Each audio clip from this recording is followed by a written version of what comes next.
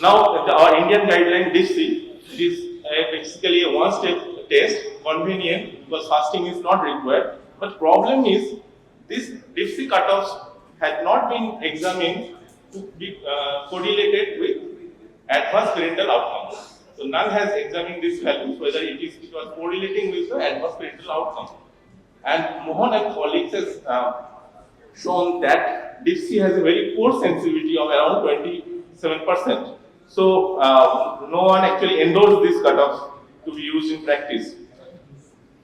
Now, pathogenesis of gestational diabetes, you all know, it is akin to type 2 diabetes and associated with insulin resistance with some form of beta cell failure was also accompanying, and already I have depicted those things.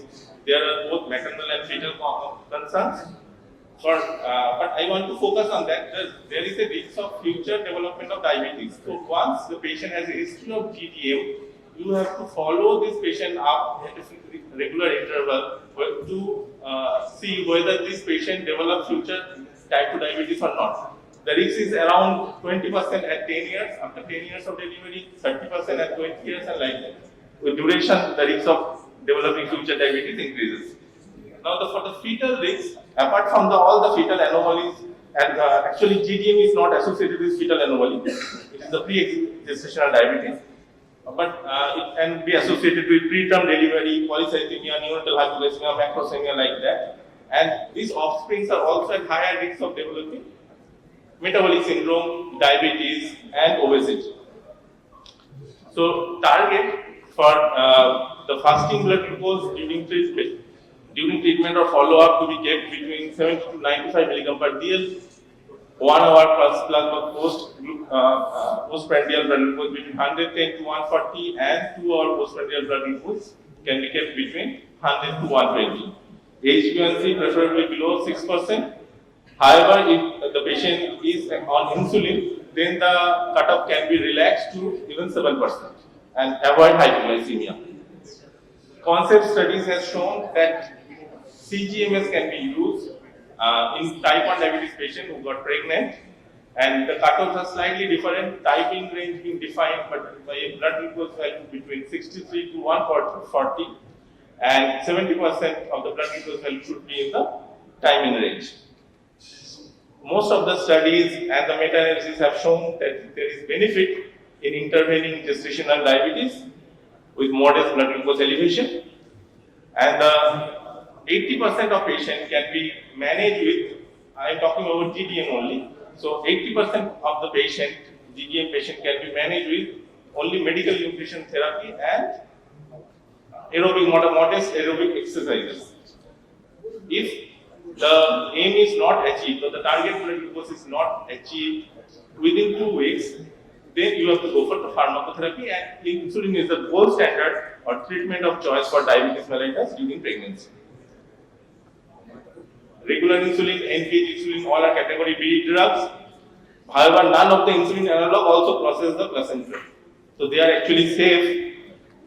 We have RCTs with Lispro, Aspart, and Detimid, so they can also be used. The problem is with glargine, but large retrospective cohort studies have shown that it does not produce any ill effect on the fetus. The maternal and fetal complications are similar to that. Those of the category B drugs or Detimid. So it can also be used.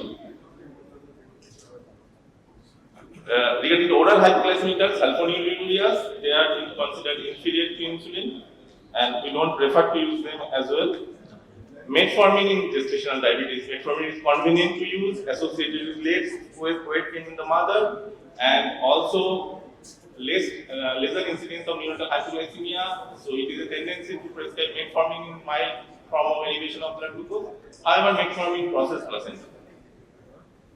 In the metformin in gestational diabetes study, there is a mixed study. 750 patients were actually randomized to receive metformin or insulin between gestational age of 20 to 33 weeks, and they found no increase in the peritoneal complication. And from that study, actually metformin was widely used in pregnant patients. However, the follow-up study, that is the offspring follow-up study, have shown this offspring at 9 years of age had larger BMI, higher fat mass, higher tricep skin thickness, MRI measures abdominal fat volume was higher.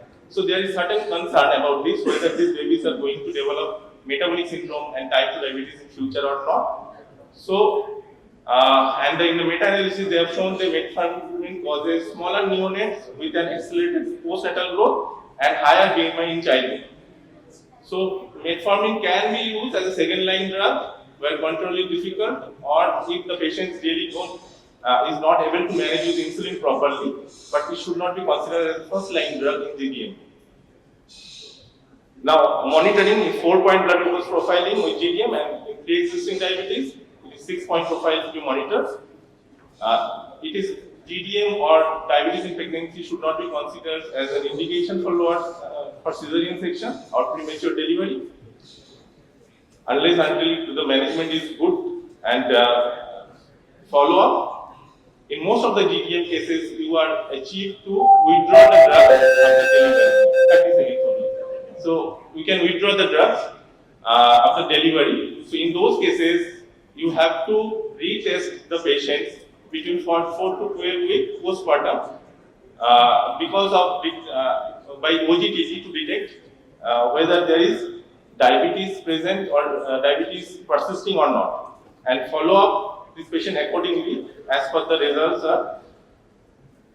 During lactation, metformin though secreted in the breast milk, but no ill effect has been demonstrated and it can be safely given. Insulin is the safest, obviously.